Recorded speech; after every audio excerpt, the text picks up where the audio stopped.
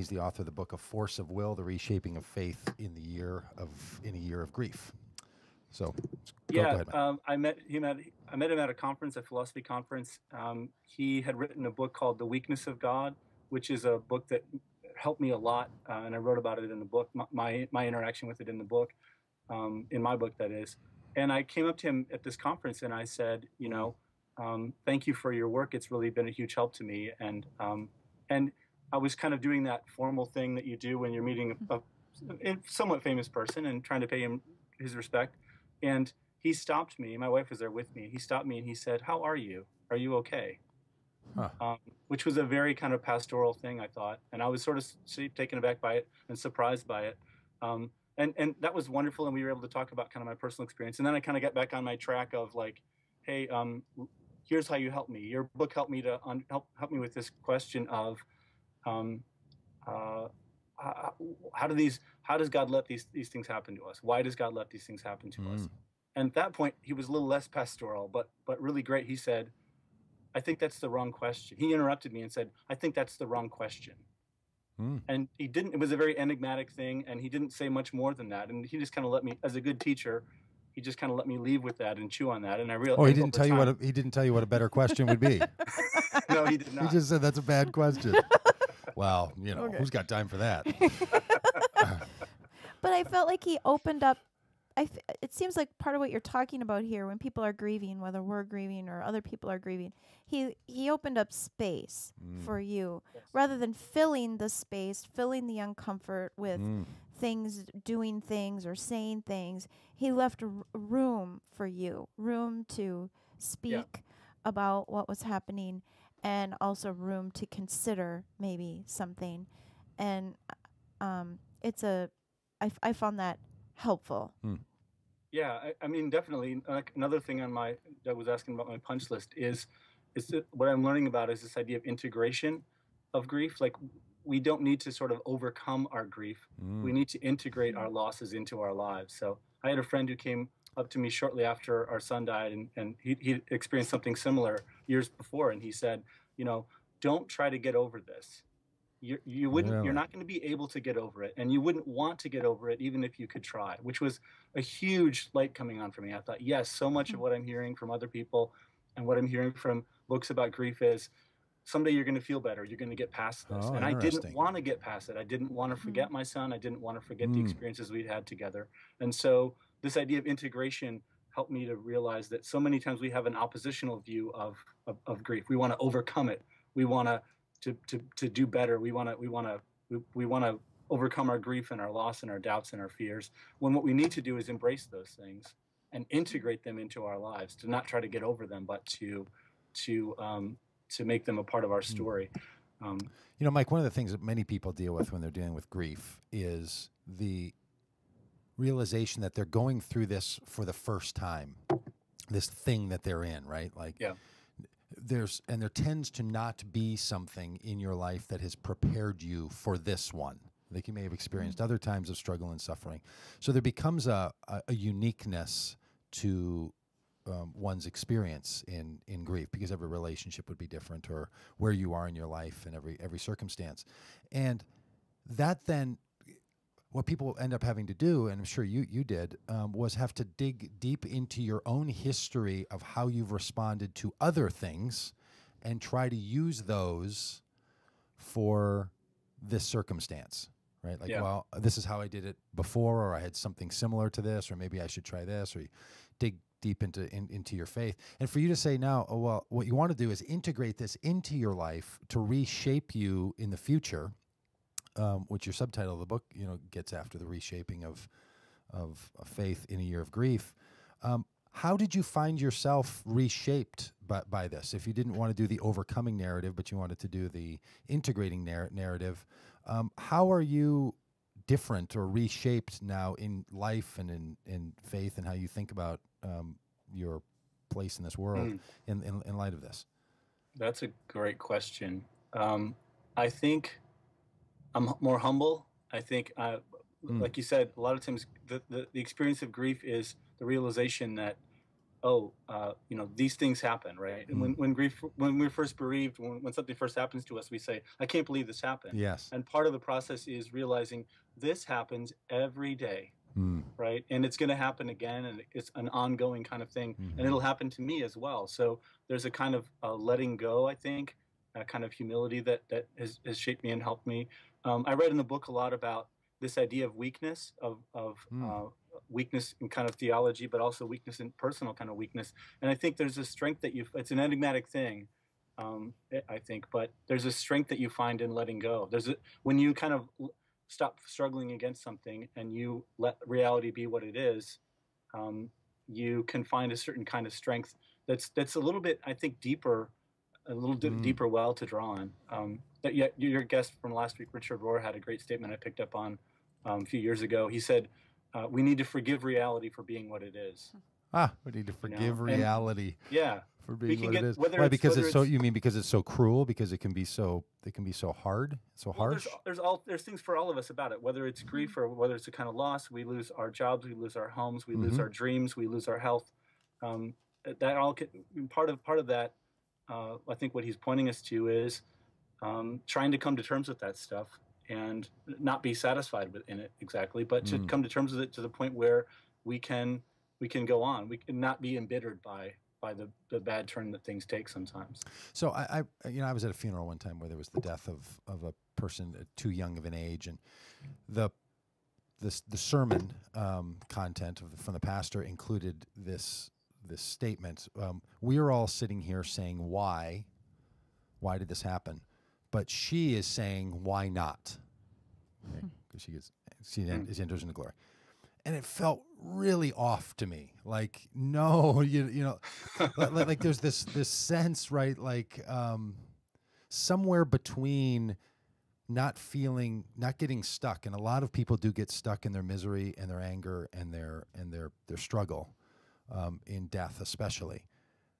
But there seems to be some place between getting stuck and at the funeral saying to yourself, well, I mean, in all things, it's probably good enough for the best that there is. But when someone has a child die, as you did, that rarely gets into the mix, right? Like almost everyone would say that's just it's not supposed to happen that way. Yeah. You'd be surprised. Really? People do. Yeah. I think it's that discomfort. People want to have some good news to give you. Oh, yeah, there you go. So yeah, that's I think the struggle this pastor was having is like, how do you deliver the good news in a situation like this? Right.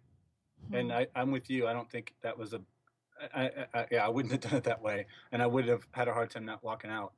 It's a rough time to do that. Yeah. Maybe there is a time for that, for people to try to come to terms with that. Fine, but at that moment, it's highly unlikely that anybody's able to receive that. I know, and I'm telling. I mean, even yesterday, I don't mean to be hard on pastors at funerals because I've had to do a lot of them. They're horrible. It's really hard to know what to say. But he gave some illustration about a designer of a house that didn't design it according to the architect, and he's like, sometimes we're like that. We want to be the ones designing our lives, and God's the better designer. Sort of with a like. Oh, yuck. I don't know, like there's something, and it seems like in the Easter season especially, that the Christian narrative has a way of talking about death. But I'm wondering if you have found the Christian, and I don't just mean like the bad versions that people hear of Christianity sometimes, but even Christianity at its best as you can access it. Was that Christian narrative helpful to you in processing your life, and for you and Stacy, your life together through the loss of Will? Yeah, there were elements that were helpful and some that weren't. I think you've been highlighting some that are examples of what I think of when I was mentioning before our tendency to try to say something to help ourselves feel better. And I think when we're preaching at a funeral, I'm a pastor as well, and it's a tough spot to be in. You want to have some good news to share, but that's a lot of times helping us to get through our discomfort, I think. There were parts of the Christian narrative that I thought were, again, as you talk about in the show a lot, there's a lot of different versions of Christianity, right? Yeah. The version of sovereignty, where God's in control of everything, and essentially, God lets things happen as God wishes. Those were not helpful to me, and I hear people commending those to people now, even now, who are kind of in the midst of grief. And I just think that is such a cruel line of thinking to foist on somebody who's lost somebody, to basically say, hey, God did this and God knows better. There were lots of things like that that weren't helpful, but the definitely versions of Christianity with things like the way in which I think a lot about the way in which Job, his friends try to help him with all kinds of orthodoxy. This is the right way to think, Job. And I find it very satisfying later in the book of Job when God says, hey, back off. Like, Job doesn't need you to keep yammering in his ear about this stuff. You might be right about it, but you're wrong about the situation, you know. That, and I think I thought a lot about Jesus in the garden as he's preparing for his execution, and even on the cross, and speaking of Easter, when Jesus is forsaken by God, utterly forsaken by God. God separates himself from his own son, and Jesus is there in the midst of that that loneliness. And I think there's a embracing that is a hard thing to do, allowing, recognizing, and it's hard for a lot of us who've grown up in the church, or who are devout Christians, to acknowledge that, to admit that, like, hey, God really let me down. I think God could have helped me with this, could have fixed this for me, and didn't. And to kind of embrace that. But I think our daughter said something last year. I'm not sure where she picked it up, but she said, when we cry, God cries with us. And this is our son Will's twin sister, who's happy and healthy and wonderful in every way. But that's definitely a part of the Christian message that's been helpful to us. Is we don't get the answers we want, we don't get the outcomes we want, we don't get the happy ending that we want. But in that, we find comfort. It's paradoxical, but we find comfort in God. God, even when we feel forsaken by God, even when we are forsaken by God, God still comforts us. Yeah, one of the curious things I found about this book, and I'm sure you were worried about it, and the book publisher too, is like, man, how many people want to read a book on, from a guy whose son died, right? Like, when you're just being really straight about it, when you're sitting on an airplane and someone's like, what are you doing? Well, I'm an author. I wrote a book. Oh, what's your book about? Oh, it's about my son dying. I mean, it just hits people unless you're in that situation. But here's what I find curious. Many people who've read your book have felt the way that I did. Somehow you have mastered the ability of making people feel good and better when they get done with this book, and not worse. And there's a lot of people who feel like, I don't want to read a book on grief. Like, life's hard enough. Who needs to be piled on from somebody else's struggle when you're not in the midst of it? But as you said, like, this book isn't just for people who are grieving the loss of a child, or maybe even not just for people who see grief as the prime lens through which they're looking at the world. You've mastered some way of starting with your story and then bringing people into a broader sense of having one's life reshaped in a larger story. Thanks. I hope so. That's, I think, memoir that I've really appreciated has to be particular, very particular to that person's experience, and I think in that particularity, it resonates, we hope, with other people's experience as well. And so, yeah, I've been really pleased to see, because that's been a concern of mine as well. Like, I hope people don't just feel like, oh, my life's got enough drama and sadness in it. I don't need to bring on some more. But I've had friends who've said, hey, this is a really hopeful look at the world and at faith. I've had friends who've said, hey, this really helped me to deal with my challenge. It's like, so a friend who read it and was going through a divorce, right? Other friends who are dealing with their parents' terminal illnesses and degenerative diseases and things. That what I'm learning, I think, as I'm talking to more people about this, and as I've shared it with people over the years, is that loss is universal, right? And loss isn't particular to death. And there's a sense in which I think our bodies don't know any different. Like, it's all, we grieve all the things that we lose, whether it's a dream or our health or like I said, the way in which our life isn't working out the way we want it to. We have to grieve all that stuff, and I'm hoping that this is a help to people, and I've been really encouraged to hear folks say that it is. So thanks. Yeah. I also found that I found this to be true for myself reading the book, what you're saying just now, this idea that any kind of loss that anyone has suffered, that the book helps you explore and grieve it in a way that is very meaningful and helps release it. It kind of reminded me a little bit of like when Aristotle talks about tragedy, going to see tragic plays and how they release some tension in a person or some things that maybe we store up unintentionally. And so that was helpful. I experienced that reading it more than I ever have seeing a tragic play. Reading it. So I'd say you've got something going there. But I also appreciated the way I think maybe had to do with the time frame that you wrote the book, the way you say what seems unsayable sometimes in grief. And you say it in your own particular, but it made me thinking, it got me thinking about the things that I'm not willing to face. So, for example, in the process of your son's death, you write about how even though you wanted so much to have a life with him, you also recognize that life would have been really, really hard because of the nature of his challenges with his heart condition and other health issues, and that you could see that potentiality stretching out, and you recognize that even though you had this horrible, horrible, unfathomable thing happen, that there was also this other kind of thing, and that creates also a challenge. And I just really appreciated that. I haven't really heard anybody dealing with a child with disabilities or a life with speak about that as candidly as you did. Yeah, that's I hope that's true. That's a great point. I mean, I think it was even in the hours after he died, I started to have that sense of like, oh, we don't need to go through all this. We don't need to put him through all this.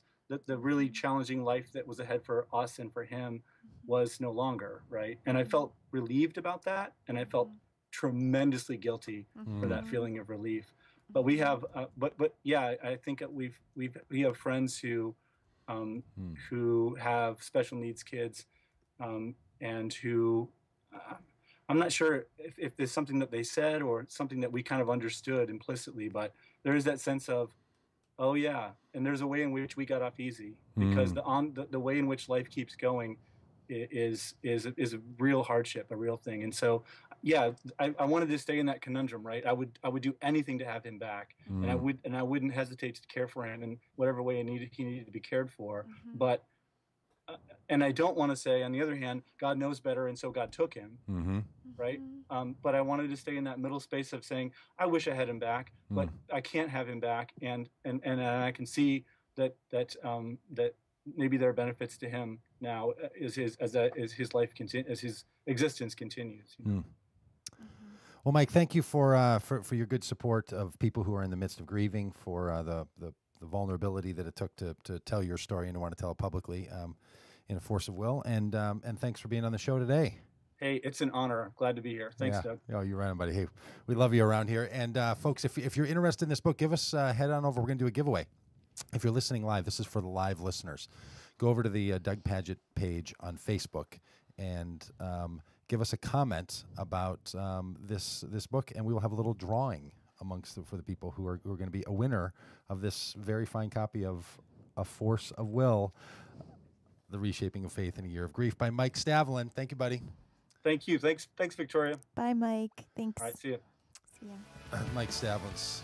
He's so fantastic. great. He's fantastic. It's a great book. So head on over there, folks. If you're listening live, those of you listening on the podcast, well, somebody else is going to win. Sorry, tough That's luck. how it goes. Yep. No, you should buy the Are book. we going to draw names out of a hat? No, you should. Well, I do a different thing. I do the number of comments, and then I roll a die for the winner. Like if it comes up 6, then it's 6. Sometimes I'll do, if there's 20, then I'll roll the dice twice or something and try to get to them. So that's sort of how that goes. So hey, we're going to be back here. It's Easter time, and we're going to be back here with Victoria, who has a